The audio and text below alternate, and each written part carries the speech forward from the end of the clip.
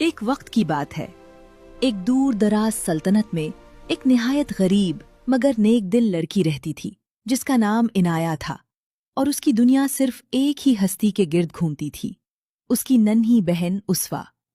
مگر ایک سرد اور سنسان رات، جب ہوا ٹوٹے ہوئے دروازے سے سیٹی بجاتی اندر آ رہی تھی، اسوا کے لب نیلے پڑ گئے، اس کی سانس ٹوٹنے لگی اور اس کی بند آنکھوں سے بے آواز آنسو بہنے لگے۔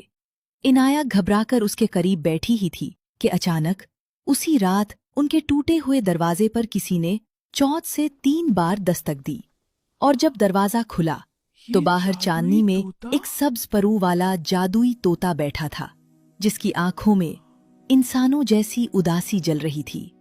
عنایہ کے ہاتھ کانپ رہے تھے، اندر مٹی کے چراغ کی لرزتی ہوئی لو میں اسوا کا چہرہ زرد پڑ چکا تھا، ہونٹ نیلے تھے، اور وہ بے ہوشی میں بار بار ایک ہی لفظ بڑبڑا رہی تھی، سایہ، سایہ۔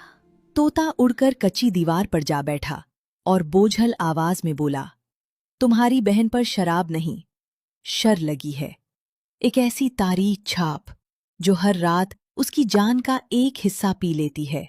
اس کا توڑ جادوئی جنگل کے دل میں ہے، مگر وہاں تک پہنچنے والا ہر مسافر سلامت واپس نہیں آتا۔ عنایہ غریب تھی، کمزور تھی اور دل کی حد سے زیادہ نرم تھی، مگر اسوا اس کی دنیا کی آخری روشنی تھی۔ اس نے ایک لمحہ بھی نہ گنوایا۔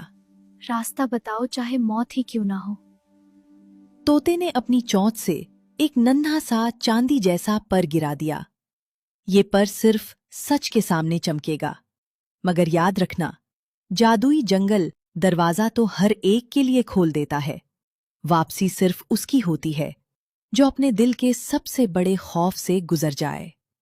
صبح ہونے سے پہلے عنایہ نے اسوا کے ماتھے کو چوما، اس کے بستر کے پاس پانی کا پیالہ رکھا اور پڑوس کی بوڑھی اماں سے کہا کہ جب تک وہ لوٹے اسوا کو تنہا نہ چھوڑیں۔ مگر جاتے وقت اسوا نے بند آنکھوں کے باوجود اچانک اس کی کلائی پکڑ لی، اس کے ٹھنڈے لب ہلے۔ آپا، اگر جنگل تم سے کچھ مانگے مجھے دے دینا، خود کو نہیں۔ عنایہ کے قدم زمین میں گڑ گئے، مگر اگلے ہی لمحے وہ باہر تاریکی میں چشم پڑی، کیونکہ اب دیر کا ہر لمحہ اسوا کی زندگی سے کٹ رہا تھا۔ جادوئی جنگل گاؤں سے بہت دور تھا، ایک ایسی زمین کے پار جہاں رات کو دھن چلتی نہیں، رینگتی تھی۔ پہلے ہی دن عنایہ کو پہلا امتحان ملا۔ سورج ڈھلنے لگا تو ایک خشک کنواں سامنے آیا، اور اس کے پاس پتھر کی تختی پر سنہری حروف جھلملا رہے تھے، آگے جانے والا پہلے اپنے دل کا سچ پکارے، ورنہ راستہ اسے نگل لے گا۔ عنایہ کے پیروں تلے زمین چرمرائی، اس نے گھبرا کر وہ چاندی کا پر نکالا، پر مدھم سا چمکا جیسے انتظار میں ہو۔ عنایہ نے بند آنکھوں سے کہا، میں بہادر نہیں ہوں، میں ڈرتی ہوں۔ میں نے کئی بار سوچا کہ شاید میں اسوا کو بچا نہ سکوں، مگر میں پھر بھی جا رہی ہوں، کیونکہ محبت خوف سے بڑی ہے۔ اچانک کنویں کے اندر سے نیلی روشنی اٹھی، زمین سیدھی ہو گئی اور دھند 2 حصوں میں بٹ گئی، مگر یہ تو شروعات تھی۔ رات گہری ہوئی تو جنگل کے کنارے پر پہنچتے ہی درخت اس طرح بلند ہونے لگے جیسے آسمان کو بند کر رہے ہوں۔ رات گہری ہوئی تو جنگل کے کنارے پر پہنچتے ہی درخت اس طرح بلند ہونے لگے جیسے آسمان کو بند کر رہے ہوں۔ ہوا میں پھولوں کی خوشبو تھی، مگر اس کے نیچے کسی پوشیدہ خطرے کی سرد مہک بھی بسی تھی۔ عنایہ نے ابھی اندر قدم رکھا ہی تھا کہ پتے سرسرائے، زمین ہلی، اور سیاہ بیلوں نے سانپوں کی طرح اس کے پاؤں لپیٹ لیے۔ وہ چیخی، گرتے گرتے بچی، اور اسی لمحے تاریکی میں سے ایک گھوڑے کی تیز چاپ سنائی دی۔ اگلے ہی پل چاندی کی تلوار بجلی کی لکیر کی طرح چمکی، اور وہ بیلے کٹ کر زمین پر تڑپنے لگے۔ عنایہ نے سر اٹھایا تو ایک شہزادہ اس کے سامنے تھا، مگر ویسا نہیں جیسا قصوں میں سنایا جاتا ہے۔ اس کے لباس پر جنگ کے زخم تھے، کاندھے پر خون کی ہلکی لکیر تھی، اور چہرے پر ایسی تھکن جیسے وہ بھی कई रातों से किसी नामालूम तकदीर का बोझ उठाए फिर रहा हो। उसकी आंखों में गुरूर नहीं, एक खामोश तन्हाई थी। तुम जादुई जंगल में अकेली क्यों आई हो? उसने सख्त मगर नर्म होती आवाज में पूछा। अनाया ने कांपती सांस के साथ जवाब दिया, अपनी बहन की जान लेने आई हूं, या अपनी देकर उसे बचाने। शहजादा चंद लम्हे उसे देखता रहा, फिर बोला, मैं शहजादा आजान हूं। मैं भी इसी जंगल के दिल में जा रहा हूं। हमारे महल पर भी एक पुराना साया मुंडला रहा है। बरसों पहले एक मलून कुव्वत ने हमारे खानदान से चांद का मुहाफिज पत्थर चुरा लिया था, और जब तक वो वापस न आए हमारी सल्तनत हर साल थोड़ी थोड़ी मर रही है। शायद तुम्हारी मंजिल और मेरी तकदीर एक ही रास्ते से गुजरती है। फिर उसने हाथ बढ़ाया। अकेली जाओगी तो जंगल तुम्हें खा जाएगा, मेरे साथ चलो। अनाया ने एक लम्हा सोचा। वो किसी अजनबी पर भरोसा नहीं करती थी, और इसी कमजोरी ने कई बार उसे लोगों से दूर रखा था। मगर जंगल के साए गहरे हो रहे थे, और उसवा की कमजोर होती सांसें उसके दिल पर दस्तक दे रही थीं। उसने लरसते हुए हाथ से शहजादे का हाथ थाम लिया। दोनों साथ चले तो जंगल ने जैसे अपनी असली शक्ल दिखानी शुरू कर दी। कहीं दरख्तों की छाल पर सूई हुई आंखें खुल जातीं, कहीं हवा में नामालूम सरगोशियां गूंजतीं, कहीं दूर किसी शीशे जैसे दरिया से नीली रोशनी उठती और फिर अचानक बुझ जाती। तोता उनके ऊपर ऊपर उड़ता रहा, मगर अब उसकी आवाज में भी बेचैनी थी। याद रखो, जादुई जंगल मंजिल नहीं देता, कीमत लेता है। चंद कोस बाद वो एक चमकते हुए दरिया तक पहुंचे। पानी खामोश था, मगर उसके अंदर तारों की तरह रोशनी तीर रही थी। दरिया के किनारे संगमरमर का एक दरवाजा खड़ा था, मगर उसका कोई पुल न था। दरवाजे के ऊपर लिखा था, यहां से वही गुजरेगा जो अपना एक अजीज राज कुर्बान करे। अनाया का गिला खुश्क हो गया। आजान ने मुट्ठी भींच ली। खामोशी तवील हो गई। आखिर आजान आगे बढ़ा। मैं अपने बाप का सच्चा बेटा नहीं हूं। उसकी आवाज में बरसों का दर्द टूट कर बहा। मैं महल में पिला, मगर मेरे खून में जंगल के मुहाफिजों की नस्ल है। इसीलिए दरबार में कभी अपना न हुआ। इसीलिए मेरी माँ ने मरते वक्त मुझे चुप रहने की कसम दी। जैसे ही उसने ये राज कहा, दरिया पर चांदी का एक बारीक पुल बनने लगा। अब अनाया की बारी थी। उसके होंठ खुश्क हो गए। मैंने एक बार दिल में ये सोचा था कि अगर उसवा ना होती तो मेरी जिंदगी हल्की होती। मैंने एक बार दिल में ये सोचा था कि अगर उसवा ना होती तो मेरी जिंदगी हल्की होती। उसके आंसू टपक पड़े। फिर इसी सोच पर मैं खुद से नफरत करती रही। मैंने कभी उसे ये महसूस नहीं होने दिया, मगर ये सच एक कांटे की तरह मेरे अंदर जिंदा रहा। उसके अल्फाज खत्म होते ही पुल मुकम्मल हो गया, मगर साथ ही दरिया के अंदर से एक सियाह हाथ निकला और उसवा की कमजोर आवाज में पुकारा, आपा, तुमने मुझे बोझ समझा था। अनाया का दिल टूट गया। वो पुल पर ही घुटनों के बल गिर पड़ी। आजान ने फौरन उसे संभाला। जादू सच को जख्म बनाता है, मगर यही जख्म हमें आगे भी ले जाते हैं। उठो, वरना ये ड्रामा तुम्हें तुम्हारे पिछतावे में डुबो देगा। अनाया ने अपने आंसू पोंछे और खड़ी हो गई, मगर अब उसके अंदर कुछ बदल चुका था। उसने पहली बार अपने दिल के अंधेरे को देखा था। पुल के पार जंगल और भी अजीब था। वहां फूल रात में खुलते और इंसानी आवाज में गीत गाते थे। कहीं दूर सुनहरी हिरन नजर आते और अगले ही लम्हे धुन बनकर बिखर जाते। मगर हसान के पीछे खतरा और तेज हो गया था। एक सुनसान मैदान में पहुंचते ही तोता अचानक जमीन पर आ गिरा। उसके पर स्याही में बदलने लगे। सामने टूटी हुई मेहराब के अंदर से एक औरत निकली, जिसका लिबास बादल की तरह लहराता था, मगर आंखें खाली केमूजे जैसी थीं। आखिर तुम आ गए, जंगल के वारिस। और दिल के बोझ उठाए वो लड़की भी। उस औरत की आवाज में जहर घुला हुआ था। मैं मलका जरमेरा हूं, इस मलून कुव्वत की निगहबान, जिसे तुम लोग शिफा समझकर ढूंढ रहे हो। उसने अनाया की तरफ देखकर हंसी, तुम्हारी बहन पर जो साया है वो मैंने नहीं भेजा, वो तो उस खून की तलाश में निकला था जो मेरे किले के दरवाजे खोल सकता है, और वो खून तुम्हारे अंदर है लड़की। अनाया पीछे हटी। मेरे अंदर? मैं तो एक गरीब गांव की लड़की हूं। जरमेरा की हंसी गूंजी। तुम्हें यही बताया गया, मगर तुम भूली हुई वारिस हो। तुम्हारी माँ इसी पोशीदा सल्तनत की शहजादी थी जिसे मेरे अंधेरे ने बरसों पहले निगल लिया। तुम्हारी बहन उसवा महज बीमार नहीं, वो तुम्हारे खून के चिराग से बधी हुई है। अगर तुम किले का आखिरी दरवाजा खोलोगी तो वो बच सकती है, मगर एक शर्त पर। क्या शर्त?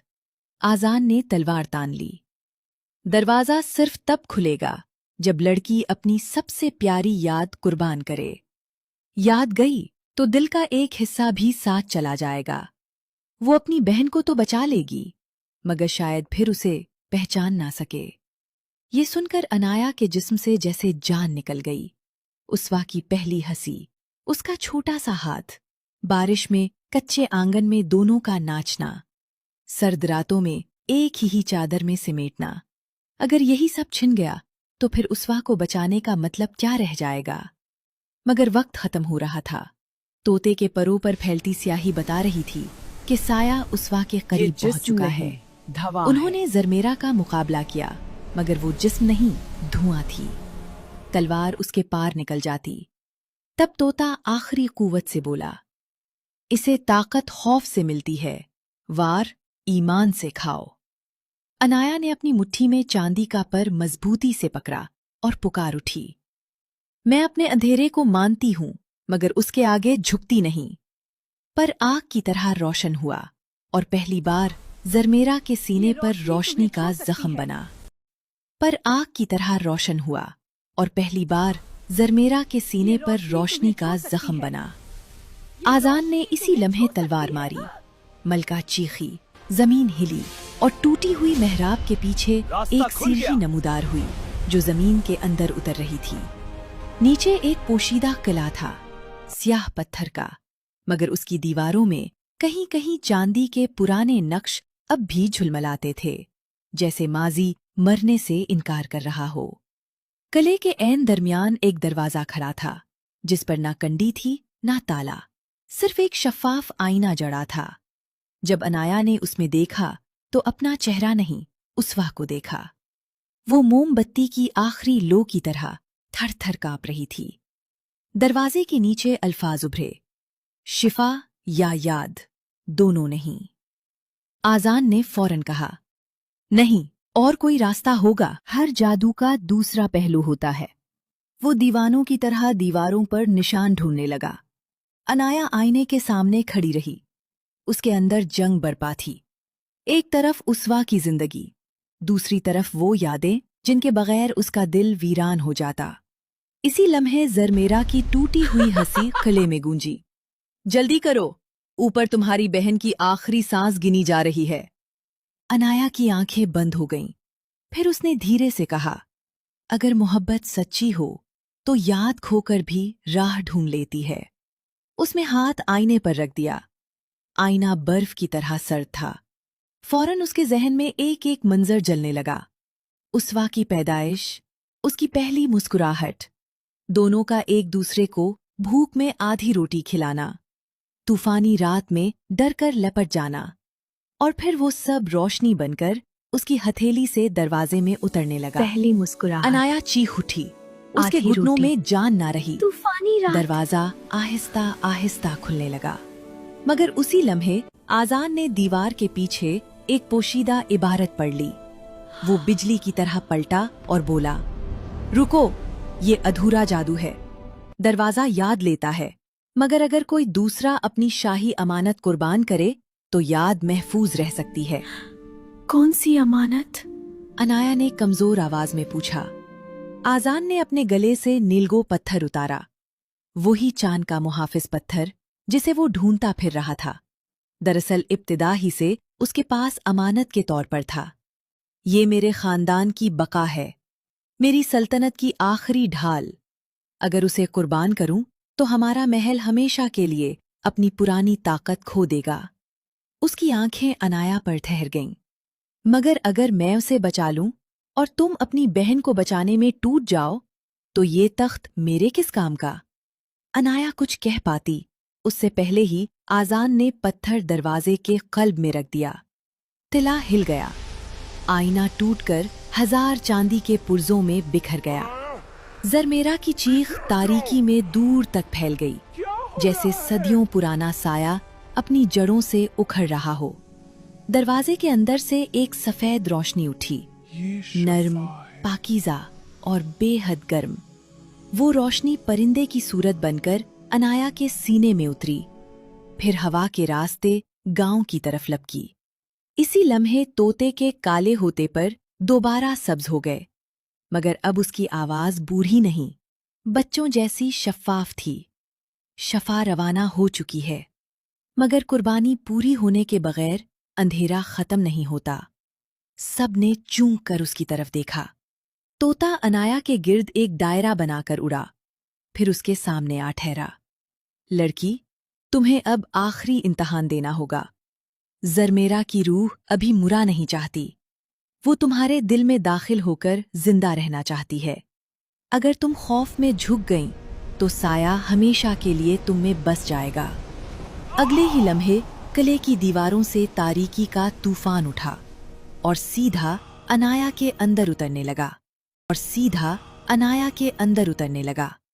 اسے محسوس ہوا جیسے اس کے سارے چھپے ہوئے ڈر، حسرتیں، تھکن، محرومیاں ایک ساتھ چیخ رہی ہوں۔ تم غریب ہو، کمزور ہو، تم کبھی کافی نہیں رہیں، تم ایک لمحے کے لیے اپنی بہن سے تھک گئی تھیں، تم محبت کے لائق نہیں۔ وہ گر پڑی۔ آذان اس تک پہنچنا چاہتا تھا، مگر ایک شفاف دیوار نے اسے روک لیا۔ یہ جنگ اب انایا کو اکیلے لڑنی تھی۔ اس نے ہانپتے ہوئے سر اٹھایا۔ اس کی آنکھوں میں آنسو تھے، مگر پہلی بار ان میں روشنی بھی تھی۔ ہاں میں کمزور ہوں، ہاں میں ڈرتی ہوں، ہاں میرے دل میں سیاہ لمحے آئے، مگر میں نے ہر بار محبت کو چنا۔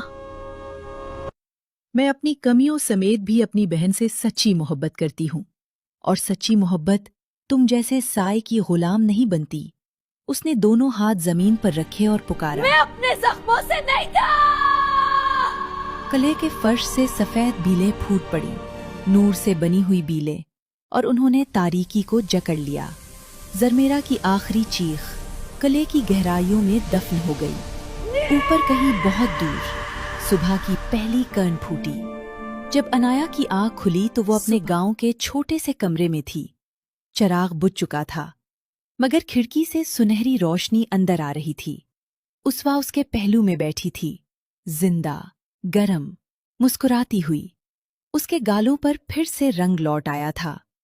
آپا، آپ رو کیوں رہی ہیں؟ اسوا نے حیرت سے پوچھا۔ انایا نے لرزتے ہاتھ سے اس کے چہرے کو چھوا، اور پھر اس کے اندر ایک خوف اٹھا۔ کیا اسے سب یاد ہے؟ اگلے ہی لمحے اسوا نے ہنس کر کہا، آپ کو یاد ہے نا جب بارش میں ہم دونوں پھسل کر کیچڑ میں گر گئی تھی اور آپ نے کہا تھا کہ ہم محل کی شہزادیاں لگ رہی ہیں؟ انایا کی بند سانس کھل گئی۔ وہ اسوا سے لپٹ کر پھوٹ پھوٹ کر رو دی۔ اس کی یادیں سلامت تھیں، مگر قربانی بے نشان نہ گئی تھی۔ چند دن بعد خبر آئی کہ دور کی سلطنت کا چمکتا ہوا محل، جو کبھی رات میں چاند کی طرح روشن رہتا تھا، اب عام پتھر کا قلعہ بن چکا ہے۔